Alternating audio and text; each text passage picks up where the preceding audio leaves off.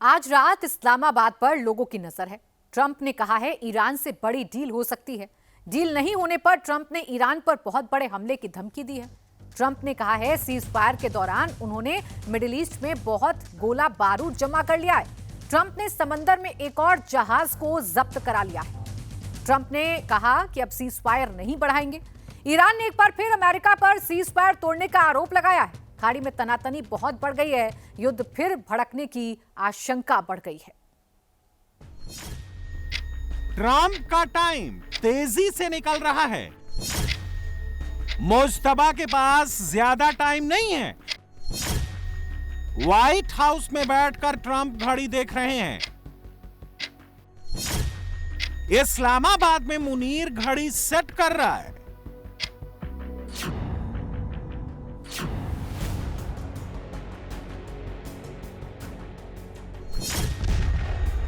बुधवार रात 8 बजे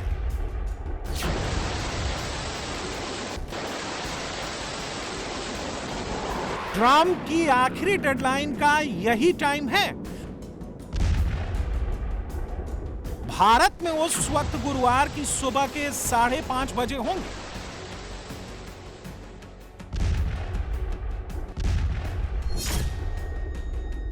33 घंटा 30 मिनट का टाइम है। ईरान के पास 2010 मिनट हैं। मुनीर के पास 1,20,600 सेकंड हैं।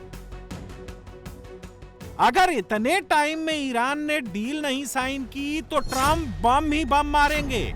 अमेरिका तबाही मचा देगा।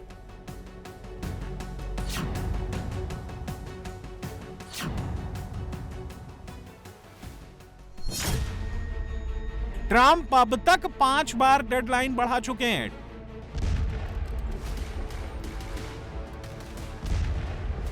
ट्रंप हर बार डेडलाइन बढ़ाने से पहले ईरान को बहुत बड़ी धमकी देते हैं। सभ्यता खत्म कर देने से लेकर ईरान को पाषाण युग में पहुंचा देने की धमकी दे चुके हैं।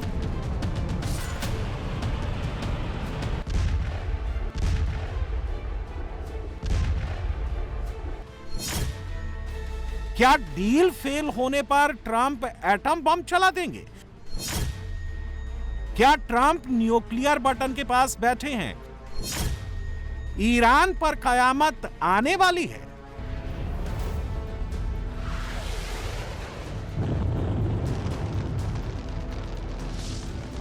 ट्रंप क्या सिर्फ डरा रहे हैं या वाकई परमाणु हमला भी कर सकते हैं? ईरान फिर भी डर क्यों नहीं रहा? सुपर पावर अमेरिका के राष्ट्रपति का मजाक क्यों उड़ रहा है?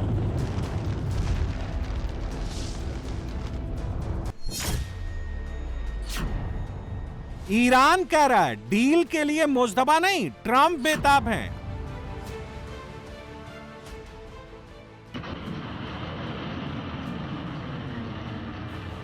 अमेरिका अगर बम मारेगा तो ईरान ड्रोन और मिसाइल से बहुत तगड़ा पलटवार करेगा। ट्रंप को एक हारे हुए युद्ध से इतना आसानी से भाग निकलने का रास्ता नहीं देगा।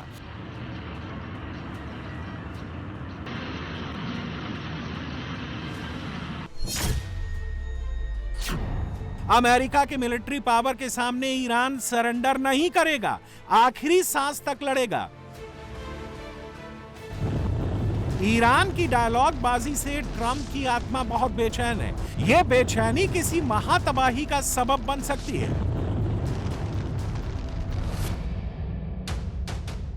डील के लिए इस्लामाबाद आखिरी स्टॉप है। ईरान के लिए आखिरी चांस है। ट्रंप फिर चांस नहीं देंगे। इसीलिए पुतिन, जिनपिंग सब कह रहे हैं वो दोनों के बीच विवादित मुद्दों को सुलझाने के लिए तैयार हैं। ईरान का आरोप है ओमान की खाड़ी में उसके जहाज को जब्त करना सीज फायर का सरासर उल्लंघन है। अमेरिका का दावा है ईरानी जहाज मिसाइल में इस्तेमाल होने वाला केमिकल लेकर जा रहा था। ईरान का कहना है जहाज में आम लोगों और इंडस्ट्री की जरूरत का सामान था। अमेरिका का आरोप है जहाज में हथियारों में इस्तेमाल होने वाली मशीनें थीं। ड्रोन और मिसाइल में लगने वाले इलेक्ट्रॉनिक उपकरण और इंजन के हिस्से थे। ईरान का आरोप है हॉर्मुज में नाकेबंदी करना अंतर्राष्ट्रीय कानून का उल्लंघन है। अमेरिका का कहना है नाकेबंदी से ईरान युद्ध समाप्त करने के लिए मजबूर होगा। ईरान कह रहा है हॉर्मुज में टोल लेना उसका प्राकृतिक अधिकार यानी नेचुरल राइट है। अमेरिका कह रहा है हॉर्मुज में टोल लेना गैर कानूनी गुंडा टैक्स की वसूली है।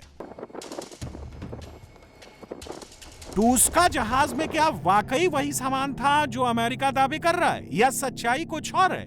टूस्का में केमिकल लदे थे, मगर ये केमिकल सामान्य उद्योग में भी इस्तेमाल होते हैं और इनसे मिसाइल ईंधन भी बनाया जा सकता है। जहाज से जो मशीनें और पार्ट्स मिले हैं उनका इस्तेमाल सामान्य फैक्ट्रियों में भी होता है और ड्रोन के सेंसर कनेक्टर बनाने में भी होता है।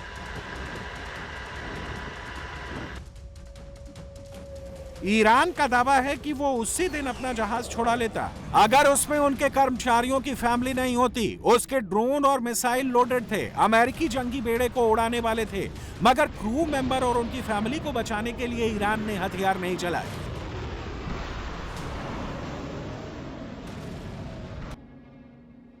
ईरान अमेरिका के बीच डील कहां फंसी हुई है? अमेरिका 440 किलो एनरिच्ड यूरेनियम ले जाने पर अड़ा है। ईरान अपने $20 बिलियन डिफ्रीज कराना चाहता है। अमेरिका यूरेनियम संवर्धन पर 20 साल तक का पॉज लगाना चाहता है। ईरान 5 साल के पॉज के लिए तैयार है। अमेरिका चाहता है कि ईरान परमाणु कार्यक्रम की निगरानी का अधिकार दे। इस बार अगर डील टूटी तो ट्रंप वो करेंगे जो कल्पना से परे होगा। ट्रंप ने कहा है कि डील टूटने पर अमेरिका का रिस्पांस ओवरवेलमिंग यानी बहुत खतरनाक होगा। माना जा रहा है कि ट्रंप का इशारा परमाणु हमले की तरफ है। वो पहले ही ईरान को स्टोन एज यानी पाषाण काल में पहुंचाने की बात कह चुके हैं।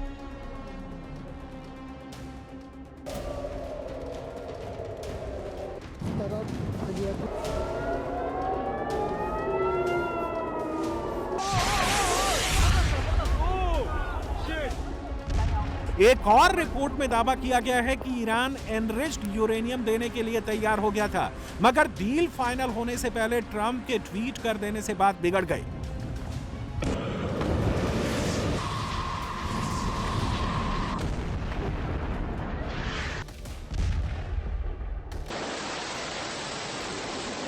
Iran has agreed to turn over their nuclear dust. Yeah. What does that mean? Are they destroying their nuclear material? No. They're turning it over. Can you walk us through what that process We're taking looks it. like, sir? We're taking it. Very simple. Going We're taking in? it. Yeah. Does With that mean- Iran. We're going in with Iran. Does that mean U.S. We're boots on the taking it. ground? We to will get have that? it. I don't call it boots on the ground. We'll take it after the agreement is signed. There's a big difference. Before and after. BC. It's before and after. Sir, in the Strait, are there going to be And restrictions? after the agreement is signed, it's a lot different than before. We would have taken it. If we didn't have an agreement, we would take it. But I don't think we'll have to. अब परमाणु को लेकर Iran ने बड़ा दांव खेला है। Iran ने डिमांड की है ट्रंप पहले इजरायल को एनपीटी में शामिल करें। इजरायल अपने परमाणु स्थलों की आईएईए को निरीक्षण की छूट दे। एनपीटी यानी परमाणु अप्रसार संधि, जिससे परमाणु हथियारों के प्रसार को कंट्रोल करने के लिए 1970 में लागू किया गया था। इसके 3 मेन उद्देश्य हैं।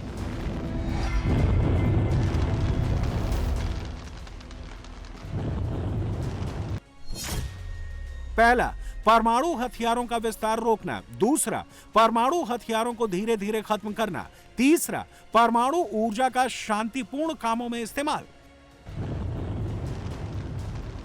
दुनिया के 190 देश एनपीटी में शामिल हैं।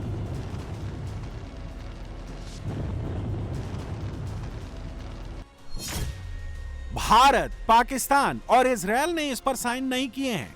2003 में उत्तर कोरिया इस संधि से बाहर निकलने की घोषणा कर चुका है।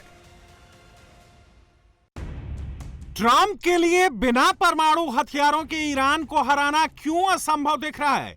ईरान की भौगोलिक स्थिति उसे खास बनाती है। ईरान के पास हॉर्मुज की खाड़ी है। ईरान समर्थित हूथी के पास बाब अल मंदेब की खाड़ी है। दोनों के बीच दूरी 3500 किलोमीटर है, मगर सिक्का ईरान का ही चलता है। इसकी वजह उसकी मिलिट्री ताकत है, जो किसी अरब मुल्क के पास नहीं है। ईरान के पास मीडियम रेंज बैलिस्टिक मिसाइलों का बड़ा जखीरा अभी भी बचा हुआ है।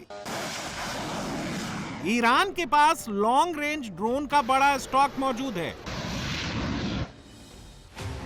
ईरान अगर हॉर्मुज और बाब अल मंदेब दोनों स्ट्रेट पर हमले शुरू कर देता है तो दुनिया की 32% ऊर्जा सप्लाई बंद हो जाएगी। हॉर्मुज से दुनिया की 20% तेल और गैस सप्लाई होती है। बाब अल मंदेब से करीब 12% तेल और गैस सप्लाई होती है।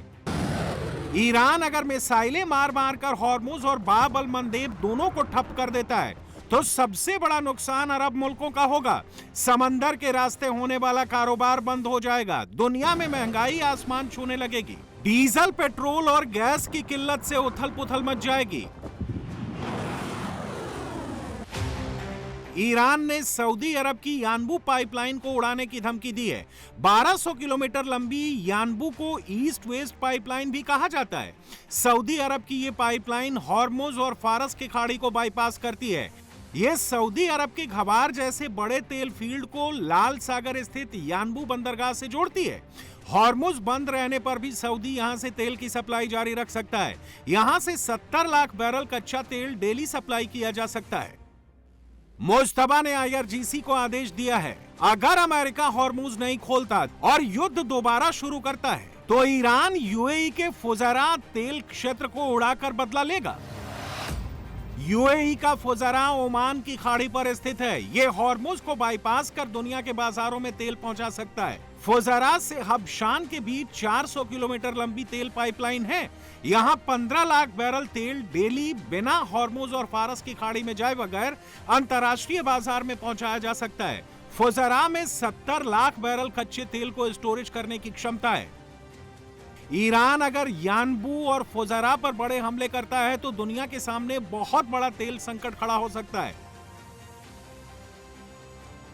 ट्रंप ना डराकर ना फुसलाकर ईरान से हॉर्मुज खुलवा सकते हैं।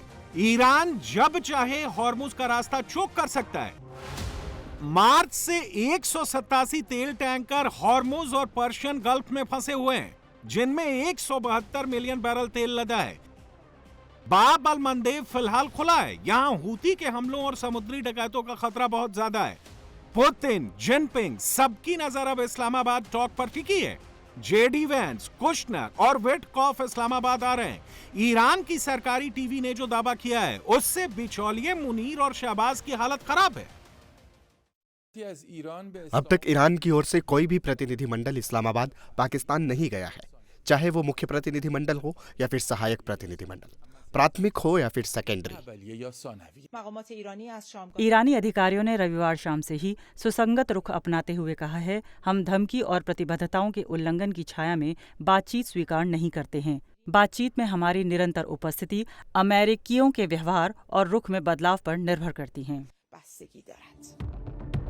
ईरान अगर इस्लामाबाद नहीं आया तो मुनीर का क्या होगा? मुनीर और शहबाज ने पूरे इस्लामाबाद में लॉकडाउन लगा दिया है। इस्लामाबाद को किले में तब्दील कर दिया है। हर चौराहे पर, हर नुक्कड़ पर फोर्स बिठा दी है। पाकिस्तान में चर्चा है कि ईरान को मुनीर पर भरोसा नहीं है। मुनीर पर डबल गेम खेलने के आरोप भी लग रहे हैं। फील्ड मार्शल पर ट्रंप और मुस्तफा दोनों को धोखा देने की बातें पाकिस्तान में हो रही हैं। पाकिस्तान के लिए कहा जा रहा है कि जी पाकिस्तान दोनों कंट्रीज के बीच में मैसेजेस लाने ले जाने का काम कर रहा है। जैसे मैंने पहले कहा कि एक रेड फ्लैग की भी बात की गई पाकिस्तान को लेकर, पाकिस्तान के फील्ड मार्शल को लेकर, पाकिस्तान की प्राइम मिनिस्टर को लेकर, और कहा गया कि जी एक रेड फ्लैग मतलब इनके ऊपर डाउट है। तो डाउट तो खैर सबको एक दूसरे के ऊपर है, अमेरिका को इसराइल पर, इसराइल को अमेरिका पर, अमेरिका को ईरान पर, ईरान को पाकिस्तान पर, और ऐसे ही हर किसी को जो है वो पाकिस्तान और सब एक दूसरे के ऊपर डाउट ही कर रहे हैं। लेकिन जो पाकिस्तान कहता है कि जी बार बार ईरान के विजिट किए जाते हैं पाकिस्तान की गवर्नमेंट की तरफ से, पाकिस्तान की मिलिट्री एस्टेब्लिशमेंट की तरफ से, और फिर कहा जाता है जी हम ईरान को जो है वो अमेरिका का पैगाम पहुंचाने गए हैं, और उसके बाद वापस आकर वही मैसेज जो है वो अमेरिका को दिया जाता है। तो क्या ये मैसेजेस जो इधर के उधर हुए हैं, क्या उनमें कोई गड़बड़ हो गई है?